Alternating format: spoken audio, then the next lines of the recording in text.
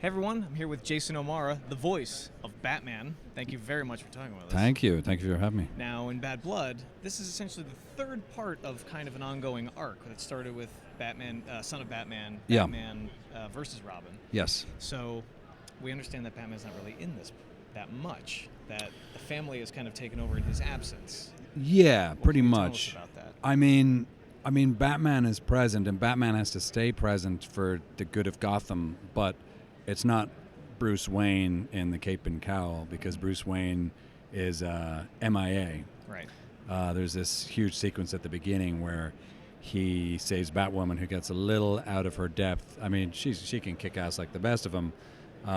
She's using guns, and he doesn't really like that. And anyway, there's this opening. I mean, the first 5 minutes of this movie are just incredible, and there's this huge explosion, and Batman's never heard from again. But Alfred, Nightwing, Damian, they realize that Gotham can't know that Batman is gone. So Batman is present. It's just not Bruce Wayne in the cape and cowl. Bruce Wayne, in the meantime, is under duress and obviously needs to be rescued somehow, if they can even locate him at all. So how much of your performance is really emphasized in that opening if we're not going to see you as Bruce Wayne for a bit? Do you really kind of sell it just to remind everyone that you're there? Well, I mean, they do cut back Okay. to something that's going on, but it's not very pleasant. Okay. And there are some really cool sequences with that. And when we sort of go into Batman's psyche, which is always a fun place to visit. Oh, absolutely. Yeah, dark and fun. Yeah, the most complicated comic book hero ever. Exactly. So there's some of that, which is done in a really fresh and unique way. And so I was really excited about that, actually, as a sequence. Look forward to seeing that. Yeah. Now, this is your fifth outing as Batman. Yes. Do you see, as the actor who's portrayed the character, do you see a difference between, say, Batman in Justice League War versus Batman in Bad Blood? Have you watched him evolve? Have you evolved in playing the character? Definitely. And not that I'm ashamed of my work on Justice League War, but I look back at it and go yeah, there's an actor trying to find the voice. And in some way, and there are some moments of it that I think were really good and really worked well.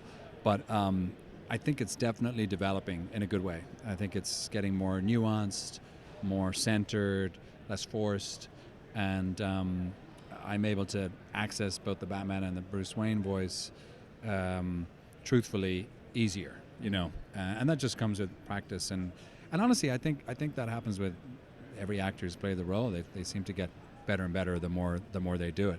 Mm-hmm. These are tough shoes to fill. Absolutely. And it takes a little practice and experience. That being the case, do you go to, say, the Batman cafeteria and just take a little there's a little Kevin Conroy, there's a little Christian Bale, or is it just you start with a clean slate? I tried really hard to start with a clean slate. Mm-hmm. I think I was definitely trying to go more for Christian Bale, Batman Begins, Christian Bale. I thought later on it got very dark, mm-hmm. the voice, the Batman voice, that is.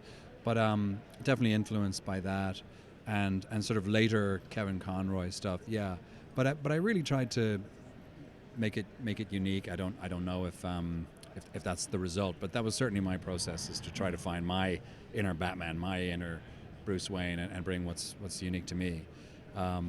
So what else can you do? How else can you approach it? Sure. And speaking of the process, having done this with Andrea Romano a few times and James Tucker at the producer's wheel and all that, is there a part of the entire movie-making process that really appeals to you to keep you coming back to the role? I really the first session you do is like a first pass on everything. So all you've got is the script and the producer, director, and voice director. So you're going off them explaining and trying to picture how the sequences are going to look and what's happening, because it's all so visual and all you've got is a script in front of you. And you lay down those first takes.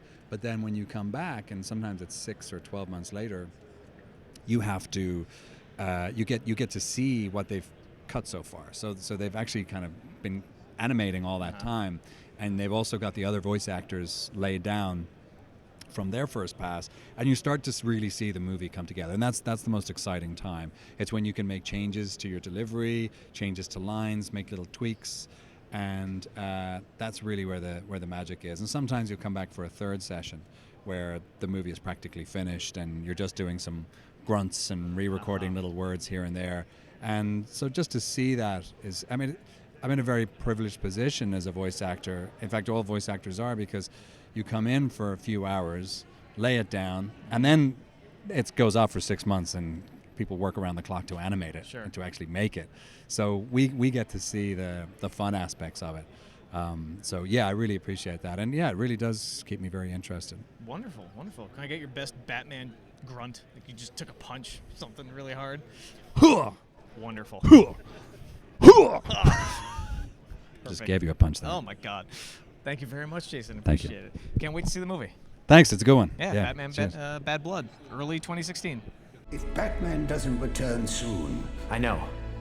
All bloody hell's gonna break loose.